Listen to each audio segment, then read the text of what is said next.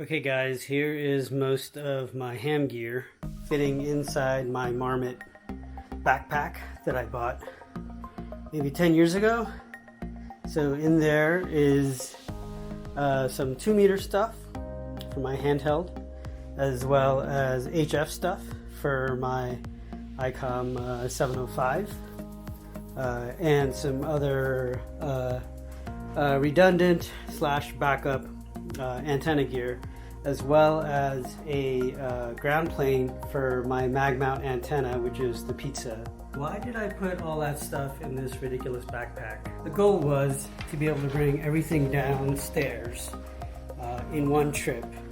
Everything that I keep up in my room, which is my operating position, I wanted to bring it down in one trip out to where I'm going to attempt my first field day. This is where I'm going to attempt my first field day. We are greater than 30 feet from my operating position. And here is where I will set up. This is my backyard.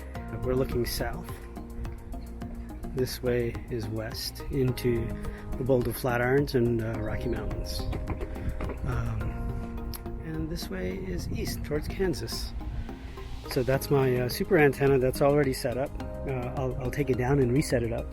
And then here is my deck. So I'm going to set up all my equipment up here, probably on this metal table.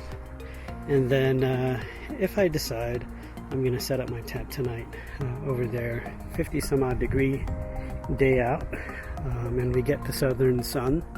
So it feels a lot warmer than 50 degrees right now. And probably will until about 5 o'clock this evening, when the temperatures will plummet to below freezing, which is usual for Colorado. We already had some travesty on our field day, but here's, I'm going to set up soon.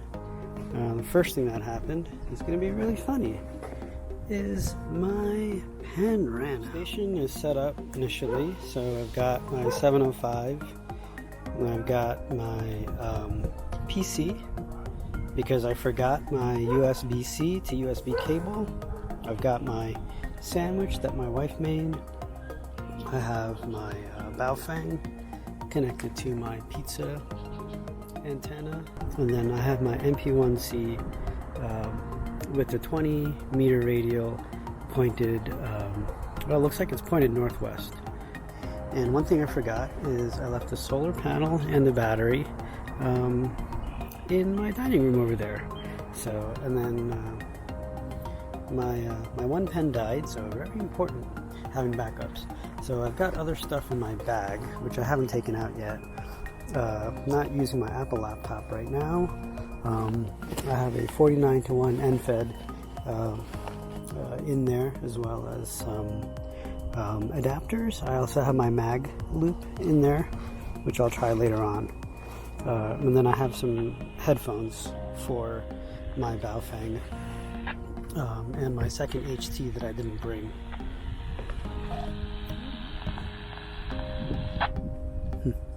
Seems like people are just keying up, but I'm not sure what's going on. I am in the backyard, and my house is blocking the antenna, so the 2-meter antenna, so I can only really hear from, you know, Pikes Peak and stuff back there.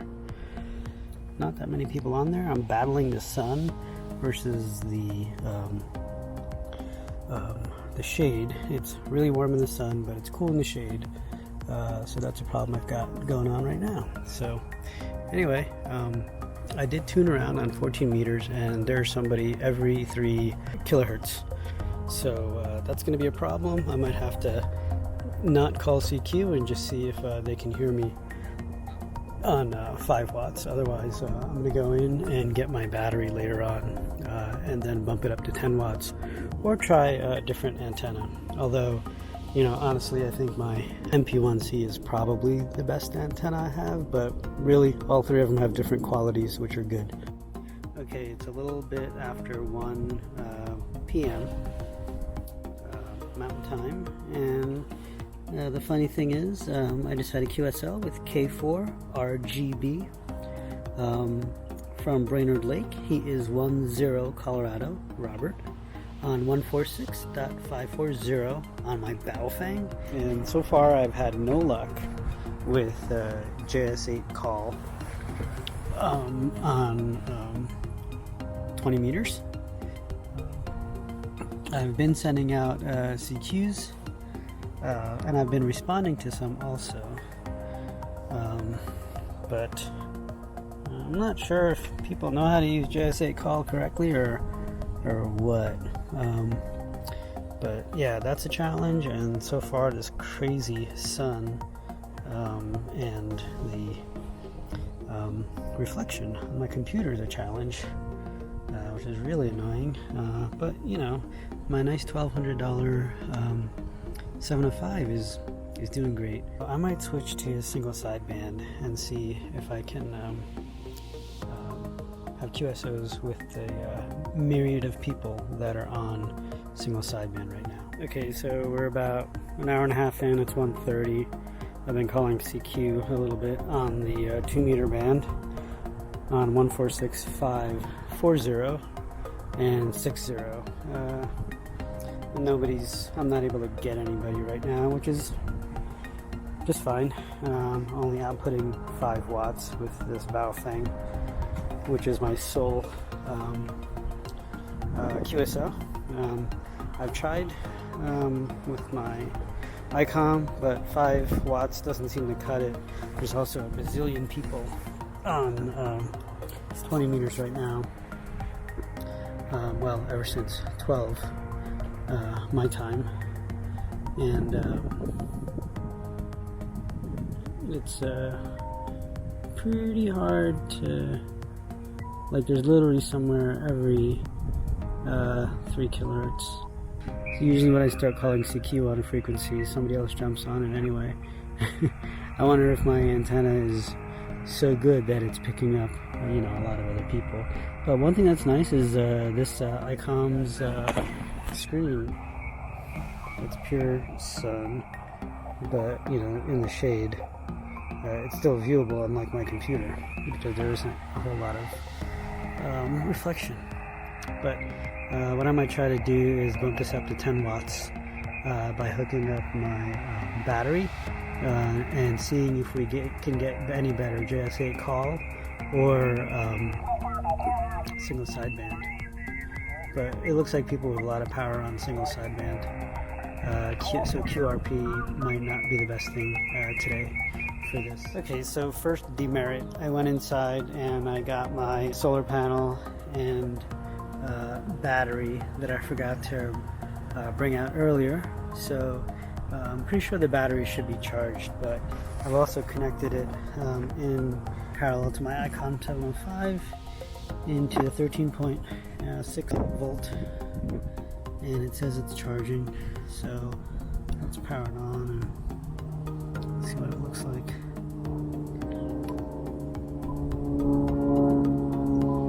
Okay, so it says we're at 100% RF power. I'm just going to let the battery charge for a little bit while I take a little break, go inside, have some water and stuff. So it's about 2:17 my time, and I've hooked up the solar panel and the battery at the same time. Surprisingly, the solar panel charging the battery isn't adding any perceptible noise, which is really weird, because before I've used this with my ICOM 7100, the solar panel, and there was so much noise, it was incredible. So I'm not sure what's going on, if the 705 is filtering out the noise. Anyway, I'm trying to call CQ and go up and down the dial, but there are just so many guys with you know, what appears to be like pretty powerful stations, so I'm unable to get on top of any of those stations so I'm going to try JS8 call again with 10 watts, and we'll see what happens. Alright, so we're back on JS8 call, having a devil of a time synchronizing the Windows time to the actual time. When you set the Windows time, it doesn't allow you to change the seconds, and it doesn't show you the seconds, and later on when you're trying to change the time, but later on it reverts to the old seconds, which really sucks. Ooh, I have a reply. The other problem with this is that it's really hard to see the screen because it's so shiny. It is about 21:41, and it looks like JS8 call is lit up right now, so we got some good propagation, and KM4 ACK is on, so that's cool. He's getting out. I've got some QSOs going on. It's hard to actually tell. I'm trying to reply the same way, and other people are calling CQ WFD, but I'm not sure if these things are getting out there. So definitely challenging. And then there's a guy in Boulder on 146520, even though you're not supposed to be doing that on the national calling frequency. He's chatting anyway, but whatever, everyone's having fun. So that's what's going on so far.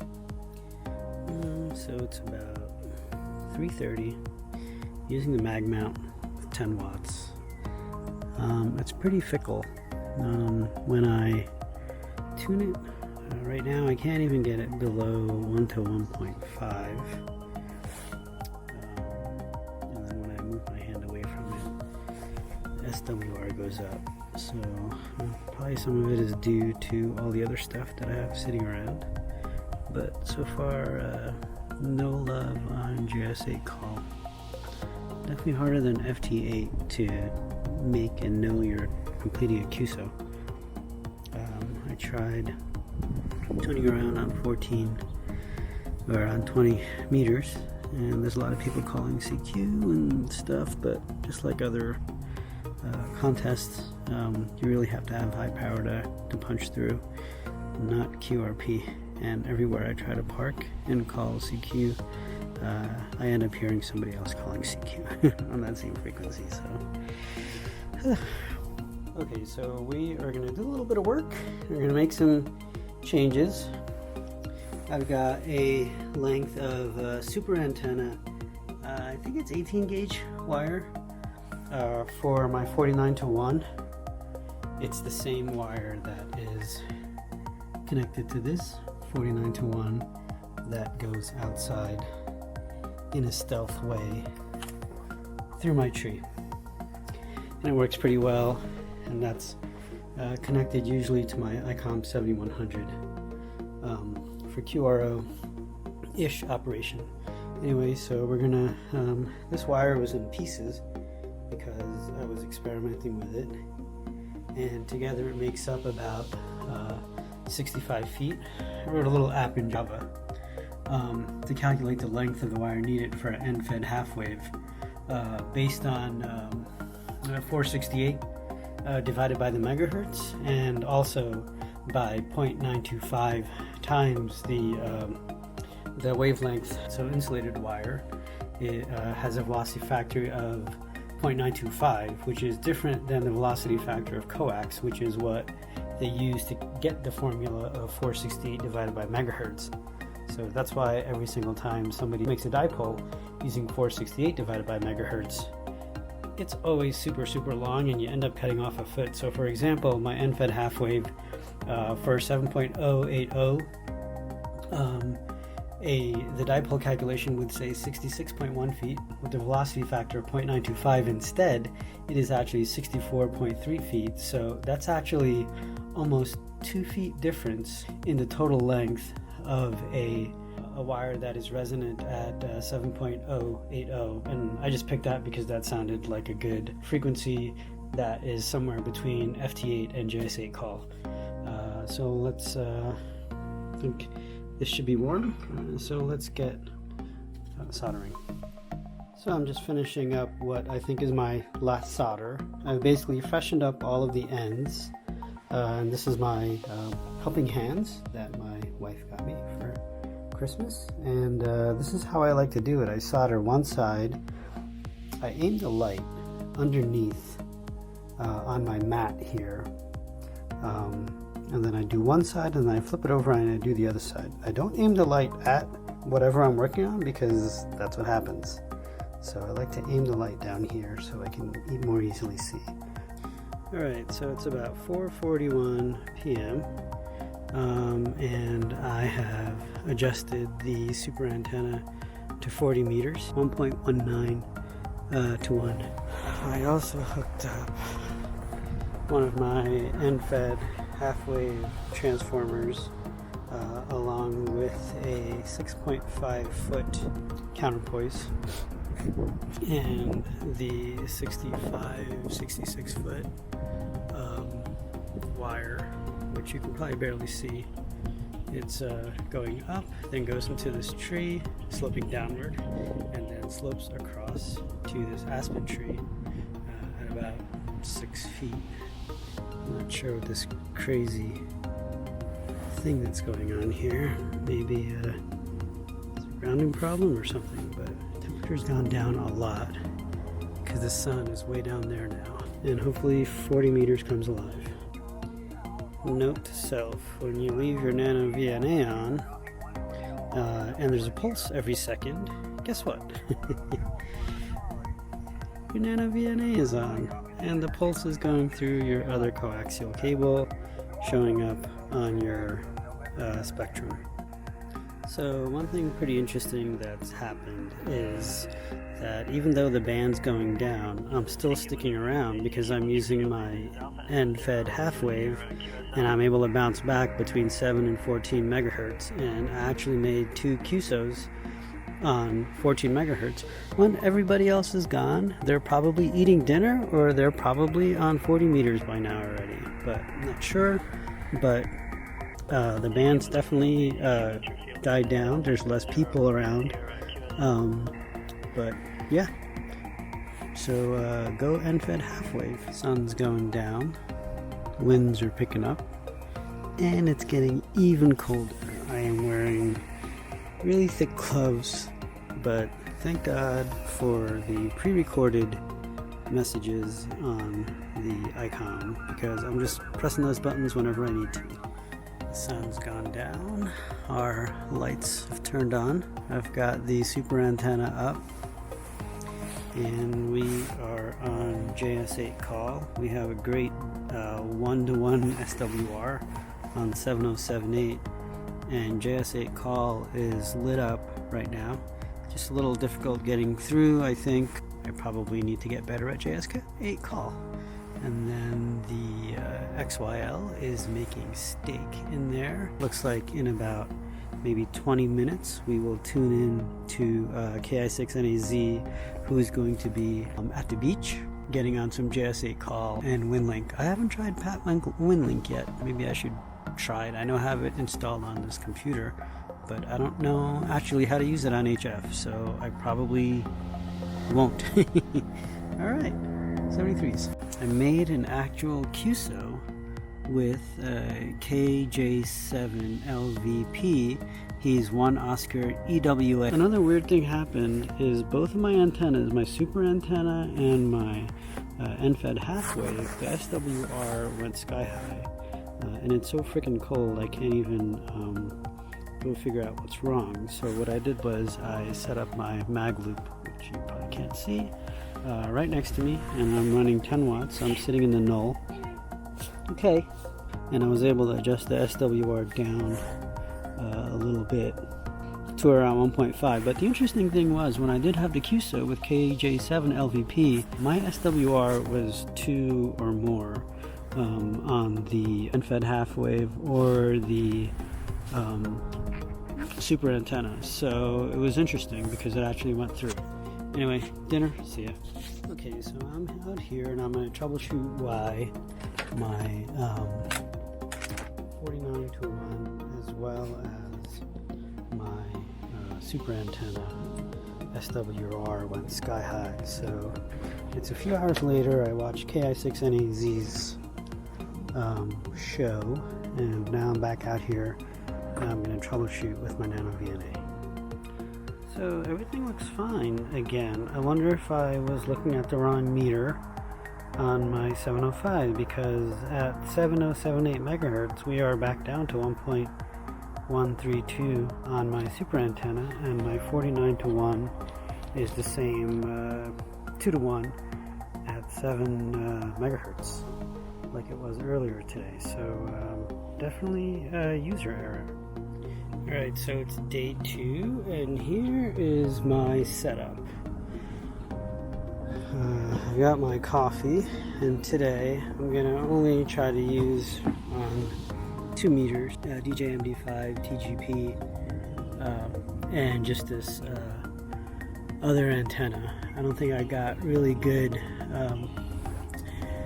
signal strength and gain out of that other antenna I was using, but we'll see. Honestly, I'm stuck behind my house, so this is a really bad spot. This is my station for now. I'm really fighting the hot sun versus the cold air temperature. So it seems like finding a little bit of shade helps. So I just have my MacBook today. Since I don't like the Windows machine, I realize I probably don't like its top heaviness, which is probably one of the biggest problems, aside from the Windows OS. I cheated and I grabbed this really old, it's actually a triplexer, but I'm only using it on one antenna at a time, and then so I have my mag loop attached right to that, and then I've got my 49 to 1 attached to that, and then I have my super antenna, which is set to 40 meters right now, attached to it. So over here I have my solar panel, which isn't charging the battery or anything right now. Actually, no, it is charging the battery. And then the other thing I did last night was to just go ahead and add these spade connectors to my ICOM 705 power leads. Probably going to switch everything to power pole. I've been holding out just because I didn't understand why, and why anyone would use power poles when there's other connectors readily available that have been used in industry for a long time. But I think now I realize why you'd use them, as well as some other hidden benefits of using them. And then I have my Alinco mic and earpiece, so I'm going to try to use those today, although I'm finding it difficult to listen on my HT and work at the same time when there's stuff going on both things. So, and then today what I'll be doing probably more is trying to figure out JS8 call. I just can't seem to either break in or hit people with on single sideband, really. I don't know if that's because of my antennas, or that I'm running QRP and that everybody else is not running QRP, or a combination of everything. So and then the other thing that I did, I got a hat today to keep the sun off my face. I think it's only like 30 or 40 degrees outside in the shade, but it is definitely warm enough to be sweating in the sun. And then one other thing I changed, instead of shoes and sandals, I'm wearing Keens with socks. I have a keep my feet out of shoes problem, but they need to be kept warm enough, at least right now. Probably in about half an hour it'll be warm enough to just go barefoot. So that's what we've got going on for day 2, and we have about 2 more hours left. I've not made any contacts yet. Hopefully that'll happen, because I'll probably call CQ on 2 meters, and I'm going to jump to JS8 call pretty quickly. So there's one interesting thing. I'm on 40 meters. I copied this idea from KI6NAZ after watching his video last night. And on 40 meters, there seems to be a good amount of activity on JS8 call. So I switched to my super antenna, which I left on 40 meters because of what KI6NAZ was doing yesterday. But he might have been in the gray line. But anyway, there's definitely some activity on JS8 call. I don't really know who can hear me or what, but it looks promising. Alright, well, you look at that. After a couple of fumbles, W5DTB had a QSO with, and he is 1HWTX. I'm not sure what that is. I hope I'm sending my section correctly as CO for Colorado. I looked it up and it didn't say what the section is supposed to be, except just the name Colorado. So I heard some activity on 146520, so instead of the pizza antenna, I'm gonna use my Yagi and see if I can get some action on simplex. So here's another thing that I'm not understanding is some of the JSA call lingo, and I know some of it overlaps with CW, but for example, I put out CQ, WFD, and N1AGK replied with AE0RS, how copy. I don't know what that means. I mean, I'm guessing it means how do you copy, or how do you read me, or how's my signal?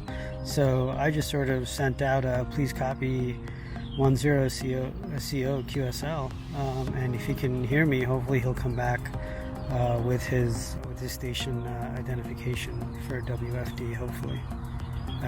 But it says he can hear me, so at minus 20 decibels, that's a pretty good signal to noise ratio if he can hear me. Okay, so here's my assembled Yagi. It's Arrow Antennas 2-meter Yagi, and I've got male BNC to an SO239 because I don't have a BNC to BNC cable, which I probably need to get if I'm going to be doing QRP stuff.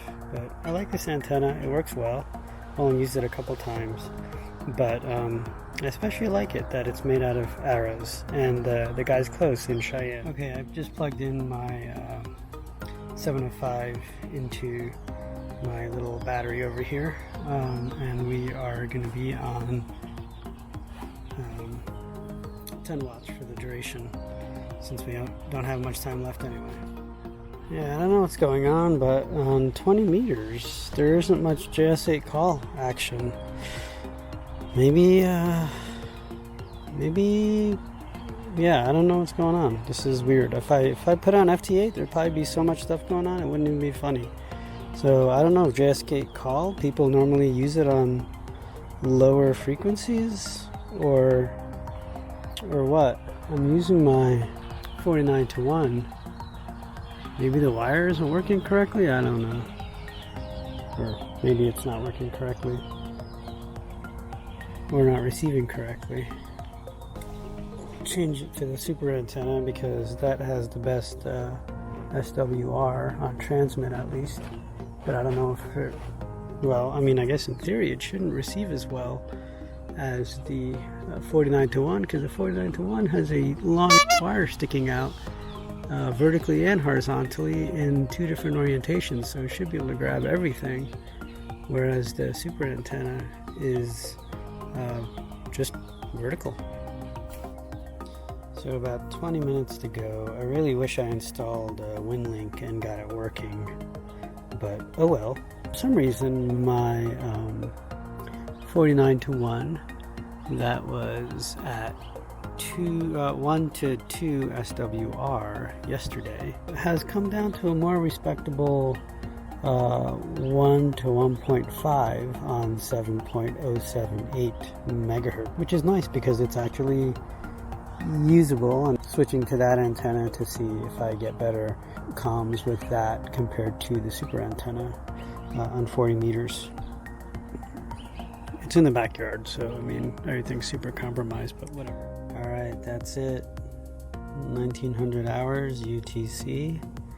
JS8 call was pretty good.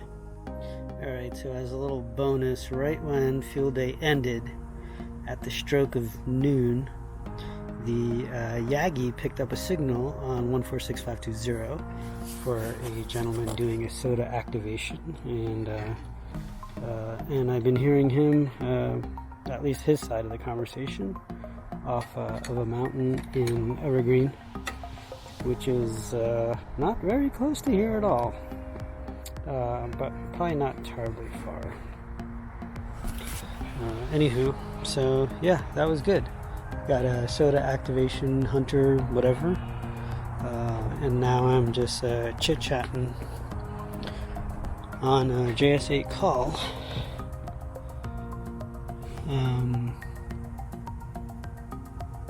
With KI7 NNS.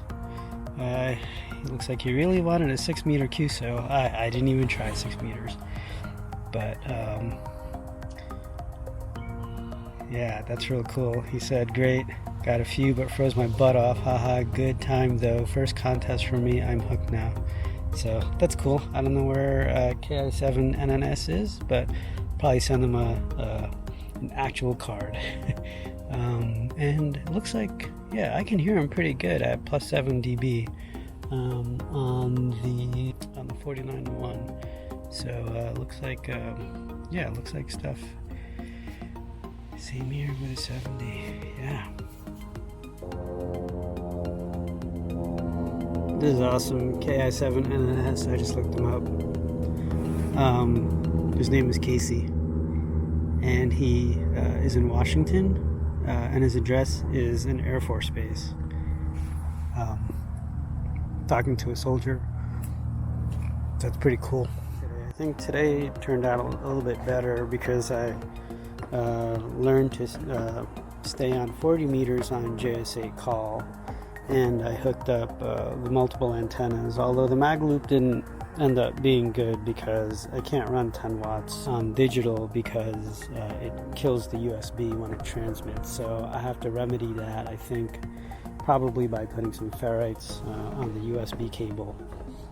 And it probably wouldn't hurt to move it further away, but the problem then is tuning, which I can probably do with my Nano VNA and just let it sit there and whatever, and probably do something like put it on a tripod so capacitance doesn't change as you move it around.